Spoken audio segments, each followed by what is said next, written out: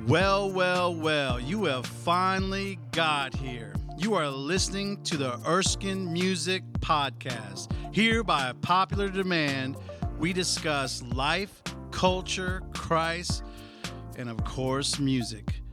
These half-hour broadcasts are perfect for a commute, coffee time, chat, or any other gap in your schedule where you want to put great content. So without further ado, let's join the conversation today, already in progress. Oh, baby. Let's go, baby. Yes, sir. Yes, sir. Yes, sir. Man, y'all better put some respect on this lady's name.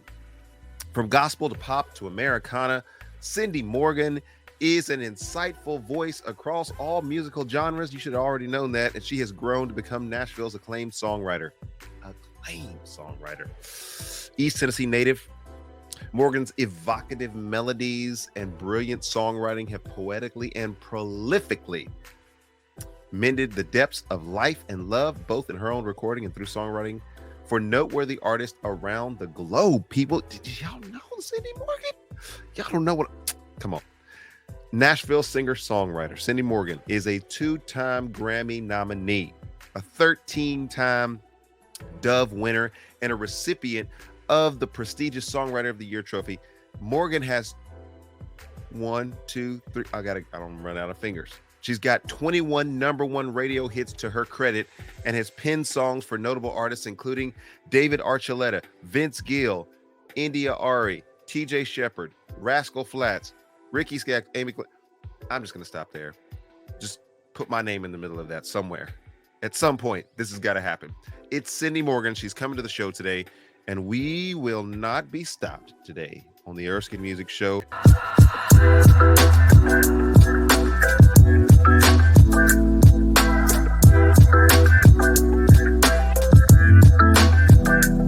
All right, come on now.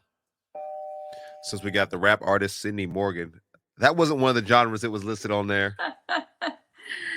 Hey, Erskine. Hello, lady. How are you today? I'm good. How are you? I'm doing fantastic. So excited to have you on the show today. There's plenty of people who are just piling in to watch this show. It's not live, but there's plenty of people who I know who are going to be piling in to watch this show because they see Cindy Morgan on there. And after the credentials and everything that I read, there was a little bit of something that was left out of your bio, though, on your website. You might want to go edit that. And what was that? Her future plans are to work with Erskine on an album. Yes, we do have to edit that. Yes, indeed. To make that right. Well, I know you've been running around and getting tons of interviews done because the new book, and we're going to talk about that here in just a few moments. But every guest that comes on, I like to do a thing called 5 for 5 with them. Okay. Just to get you warmed up here. You don't need any warm up. You've already been running around. Like the track suit is already off. You are in the game. And so we can move through this quickly, and then we'll get to the year of Jubilee. And then anything else you want to talk about here. We'll keep it brief today because I know your time is valuable. I want to insert when you said tracksuit. I'm so sorry to interrupt you.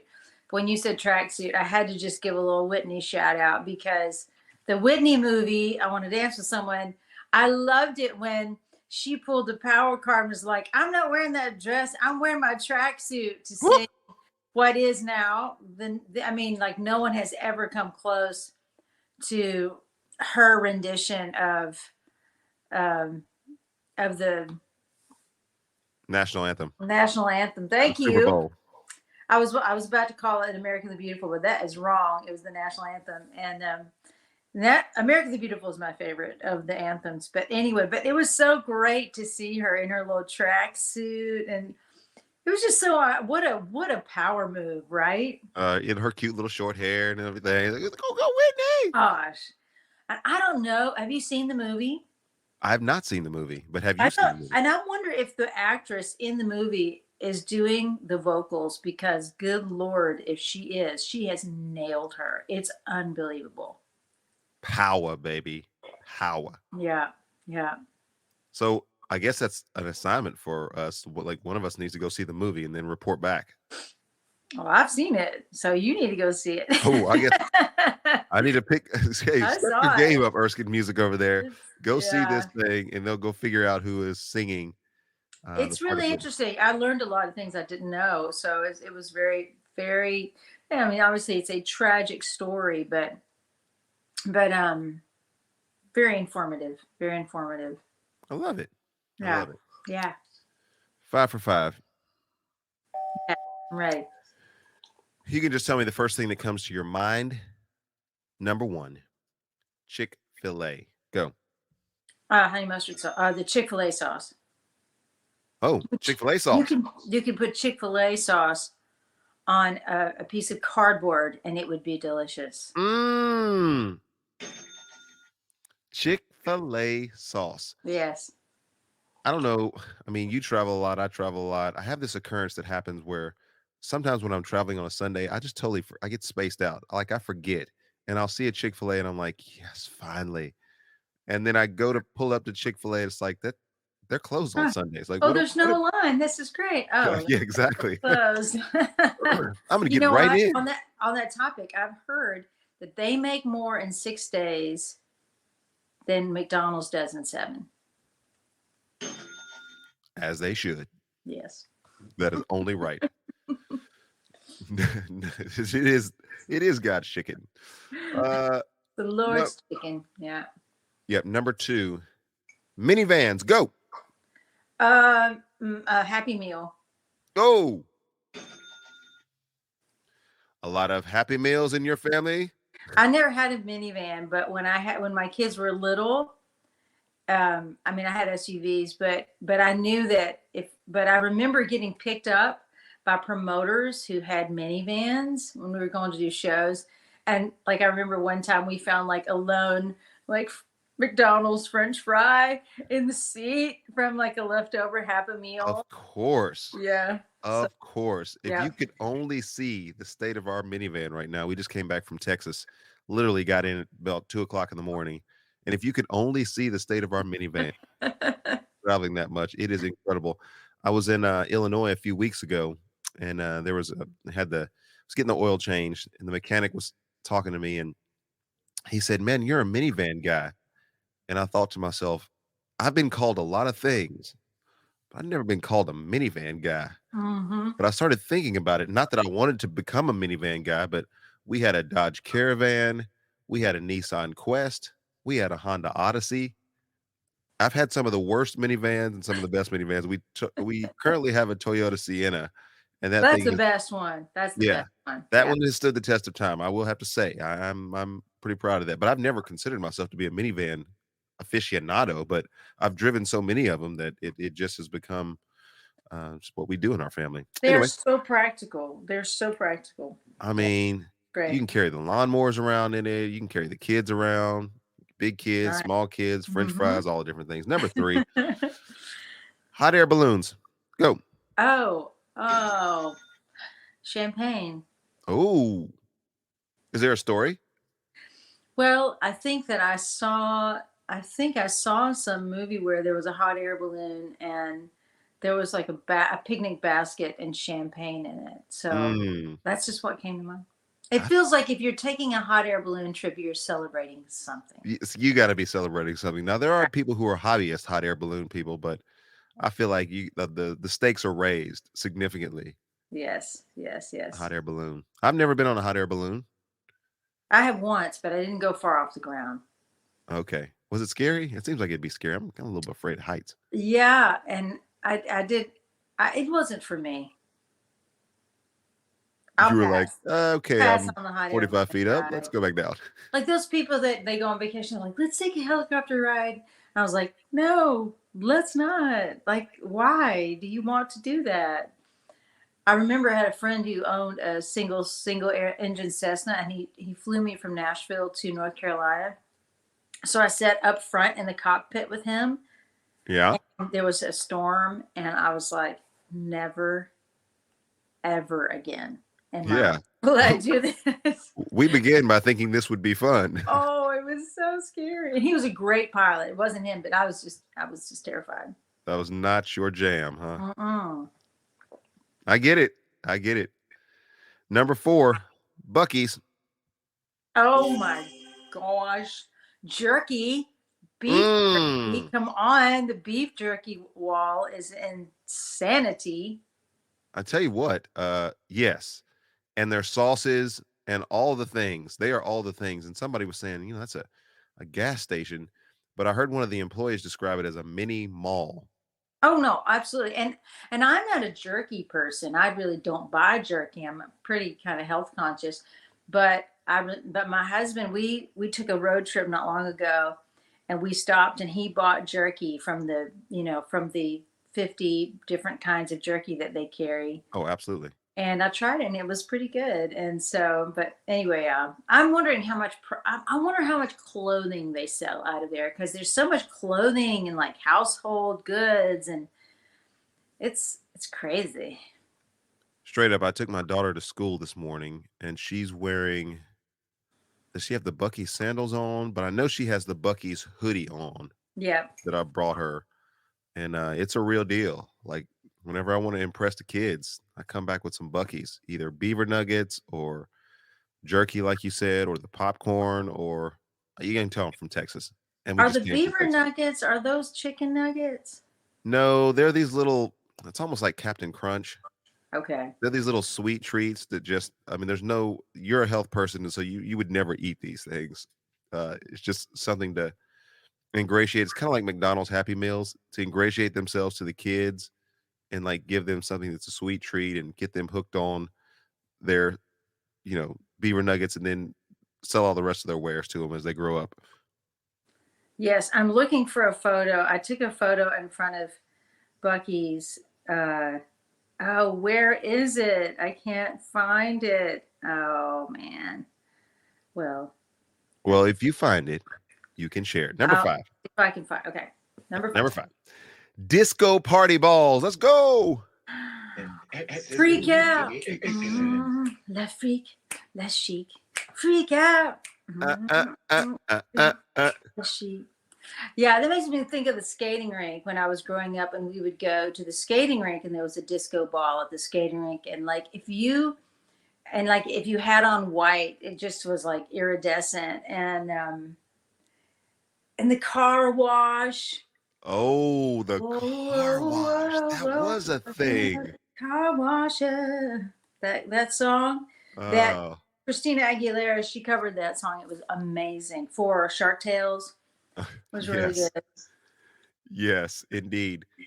Now, that last one came on there because I was thinking of 5 for 5, and I was like, Cindy's gonna obviously go 5 for 5. She's got just, this incredible brain and this incredible ability with words, and so she'll go 5 for 5 easily. But when I'm recording with you, I just get that sense that we are just one step away from breaking out into a party. At any given moment, you'll record something or I'll record something, and then all of a sudden we just started celebrating. And so that just kind of felt like that was the appropriate thing to put there. I like that. Because that feels like we're just right. I know. And I can honestly say, on all of the interviews that I've done for the book, that yours is the only one that I actually busted out into the yeah, move, you know what I'm saying? This is like, what am I doing? This is what we do on this show. We don't do what everybody else does unless we're doing what everybody else does. I love it. All right, let me get to it here today. This is the top story. You are the top story. Breaking news. We got Cindy Morgan with us today, and we're going to be talking about Year of Jubilee. Here we go.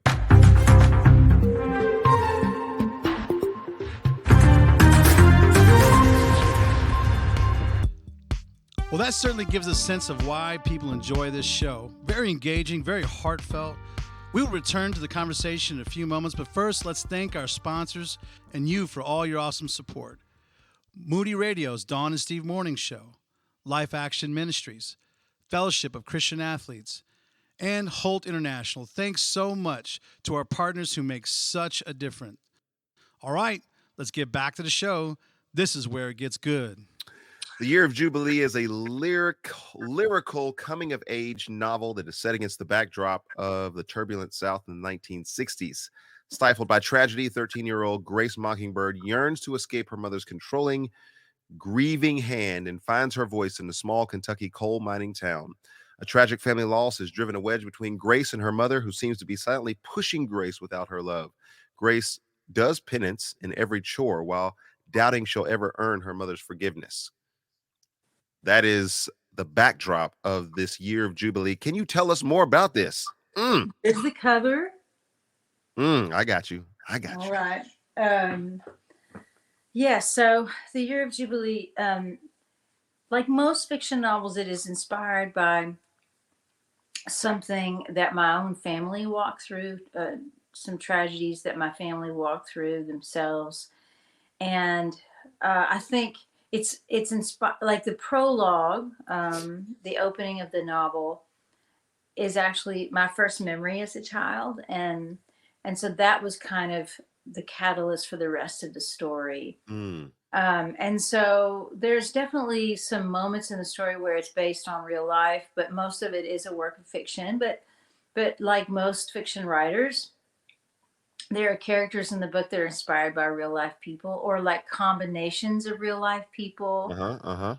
And so yeah, I worked on the book I started the book about 17 years ago, and then laid it down, and then started back in earnest about 10 years ago, and worked with an editor in New York for the last, I mean, probably 7 years, because it was just something I did when I had time. I went through 21 drafts to get it Wow. to the shape that it's in right now. And so it was a long labor of love, but I loved every minute of writing this book. I mean, I was frustrated sometimes, going, this is never going to be right. But I was so relieved when it felt like it was finished. And this is distributed, published by Tyndale? Tyndale House Publishers out of Chicago, Illinois. Yes. Yeah, fantastic. Did you feel like this 17-year journey, I mean, literally, if it's has aspects of your life in there, it's like your entire life journey, was in some cases therapeutic for you as the writer? Oh, 100%. I think that, again, because it was inspired by something in my own life, in my family's life, my family of origins life. In a way, this book was exorcising those demons on behalf of my entire family. Mm, Yeah. wow, Yeah. that's powerful. I was on Goodreads and I was on some of the Amazon book reviews this morning because I haven't had a chance to read the book. Just came out and I was traveling this weekend. But there have been people who have been tremendously blessed and helped as a result of this book already. And one of the people who were commenting on it said that they had cried twice while reading the book, and just were so effusive about this book and their own journey and how they could relate to some of the characters. And so I would well imagine that, for you, the author, as well as for those that are reading the book, there's this shared experience to be able to say, man, I can enter into this story, I get into the characters, and it's healing or helping me to understand some aspect of my life. And that was some of the tremendous reviews that had come out Mm. regarding that. What have you heard since it's been released? Because I know that, we were doing some recording when it was being released and Mm-hmm. it was number one. And where are we at now? Well, I mean, I think I've been so incredibly grateful for the, for the positive feedback upon release. And yeah, we did an enhanced Audible book, which Hmm. you and I share, our co-producer Stephen Lywicki, and so he's just been amazing to work on the soundtrack with him. But the book, the Audible book, an enhanced Audible book, has music from the soundtrack throughout the book, and like just little poignant moments. Um, and I think that the reader, we have an African American reader.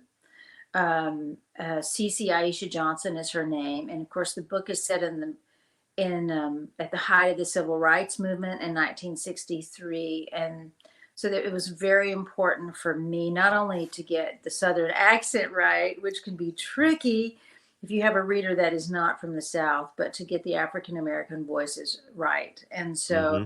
anyway, so Cece did a great job for those who might be interested in an Audible, which I know a lot of people, that's how they absorb novels and information now. So I'd welcome them to check that out.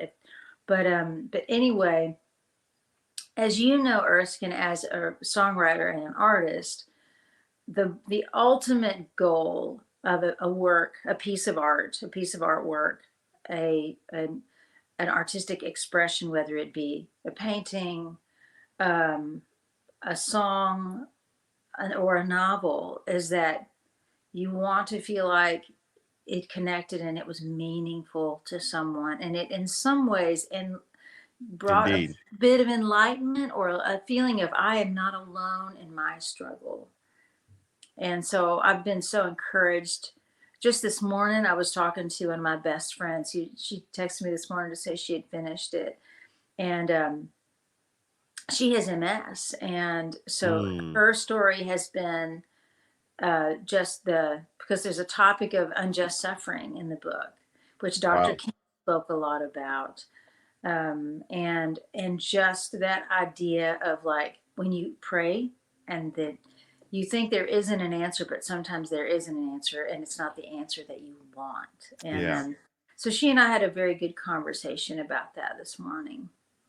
I was going to ask you about goals. It's like you're reading from my sheet. I didn't send you that, but you went ahead and answered the next question that I was going to ask you. But I'll pivot from that to say, indeed, there is, like you talked about, this sense in which people are enjoying what it is that you've released and that you have put out into the world as an artist. You've done this now with a book in this form, The Year of Jubilee, but also in various forms of music. And what is the difference between releasing a book and releasing music? Or is it the same sort of artistic expression that you're putting out for the world and hope people will connect with it? Is there a difference?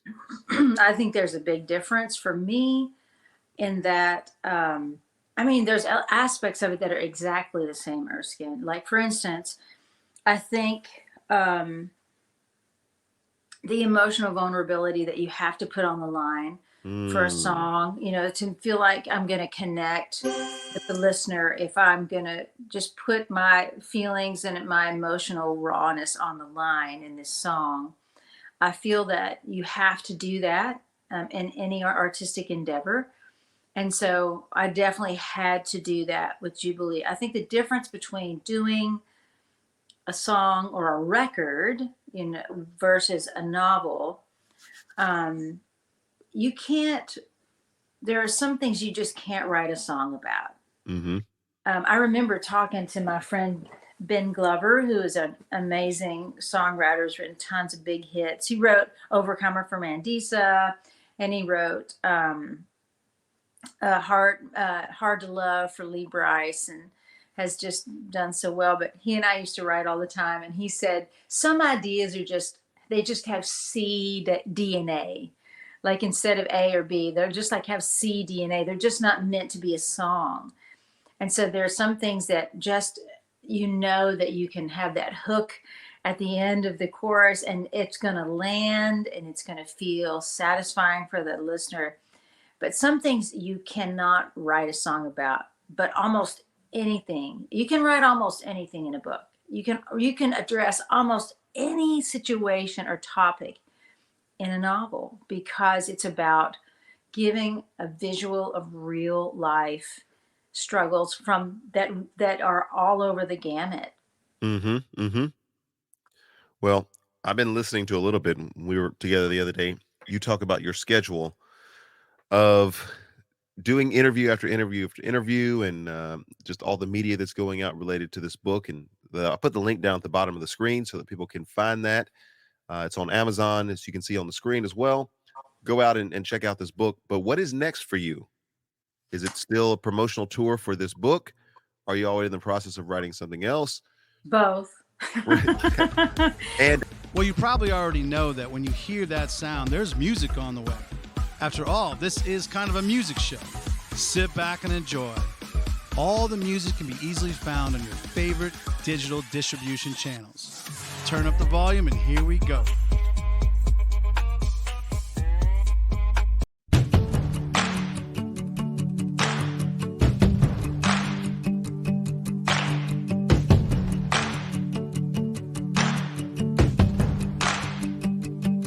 I'm a self-made man with my well-laid plans, and and I was taught to do it on my own. But I've tried and failed, and I've been derailed. From dust you picked me up, and now I know.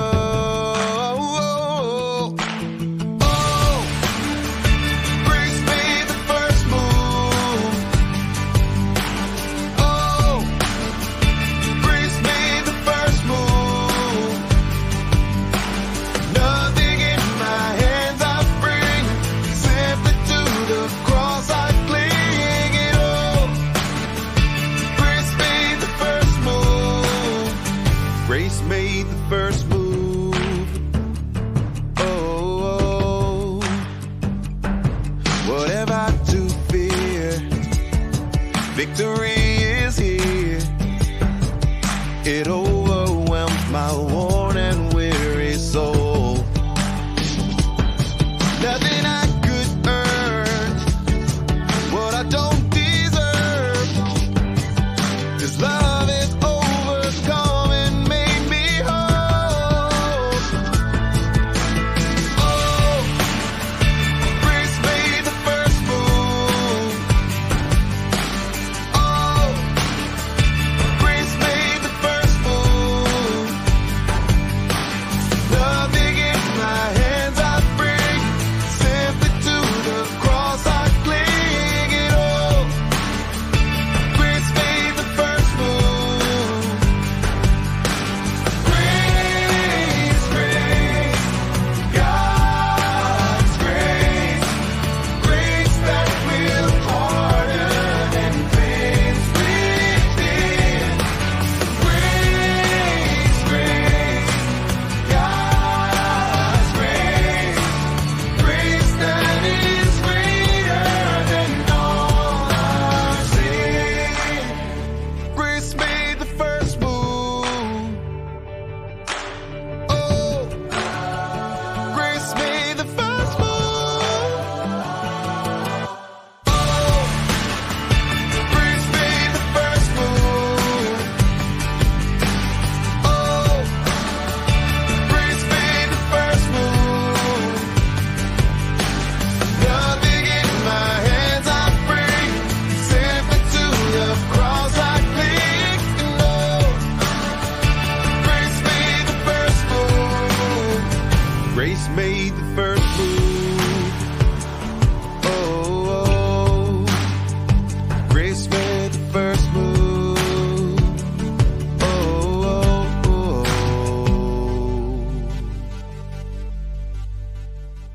And right? Yes, that's right. So the soundtrack comes out, I think at the end of May. That's what we're shooting for. Okay. And then, but right now I'm still on the book promo tour. So I've got a month and a half ahead of me of travel and doing in stores, bookstores, and little Mhm. mini concerts. And I have one coming up in Knoxville, two in Chicago, two in Atlanta, one in North Carolina, and so so those are all kind of travel that I've got coming up to just keep doing the book. And Yeah. Keep that and then momentum I'm going. working on my new novel at the same time, which I'm doing a terrible job of focusing on because I'm so I'm so focused on the year of Jubilee. But I have started my next novel, and it's hard to do the multitask on that, but I am working on another one as well. Wow, that is amazing. And at some point, you're going to be working on an album with me. And I don't even know how you can get all of this. Yes. Do you even? She doesn't even sleep anymore. My last question for you was going to be, how can we pray for you? But now, after doing this interview, we already know how we can pray for you. Get some sleep every once in a while. Man, you're so sweet. Well, no, I sleep. I think that I don't know. I think I'm just very. It's probably Erskine. I suspect that you are the same personality type. That I feel. I just love to do different things, and I get bored by just doing one thing. So I like Oh. to do a multitude of things, but sometimes you do too many and then you don't do anything well. So I'm trying to Look at do Sydney less Morgan things. coming on here. She's trying to analyze Erskine music. She don't know me like that. Uh-huh. Right. I I know am kind of like you. I that. know how many different kinds of music that you've recorded. So you're the same. Yeah. Aren't you Guilty the as same? charged. Here we are. We confess. Lord help us. So I do really want to couch that in a serious question, because the people who watch this show, they are earnest in their prayers. And the reason why we have this show is because people are so wonderful. How can we be praying for you? Yeah. I think honestly, I was laying in bed the other night thinking about, just thinking about the book and all the craziness and all the things going on with it. And I think it's easy to get focused on the product instead of the purpose of the product. And I think C.S. Lewis said there's no Christian way to boil an egg. And Mm, so it's like art is art. We hopefully put things out into the world that are meaningful. But I really hope that my heart stays focused on how do I serve well, how do I serve God through this? How do I serve the kingdom through this? How do I further, and especially in this book, because it takes a bit of a harsh look at hypocrisy in the church and aspects of the church. And I feel like I don't really soft shoe that very much because I mean, I'm guilty as well. But I think I just mm. want to have my eyes, it's like when Peter said to Jesus, if that's you, tell me to walk to you. And as long as he had his eyes on Jesus, he kept afloat. But the minute he looked at the waves and the wind, he sank. And so I don't want to look at the wind and the waves, which metaphorically for me could be like the success or non-success of the book. Who knows what's going to happen? I don't. But Yeah. I just want to keep my eyes on Jesus. Amen. Well, Cindy, you're becoming such a dear, sweet friend, and you are always so kind. And from where we started to where we're at today, we should have never made it this far. Right? We have come to the end of this episode. Don't miss a final word from Erskine. Hey guys, tell your friends about this show. And as always, I look forward to your interactions. Please contact us as you are able. We love to hear from you. Okay, friends, let's go and make a difference.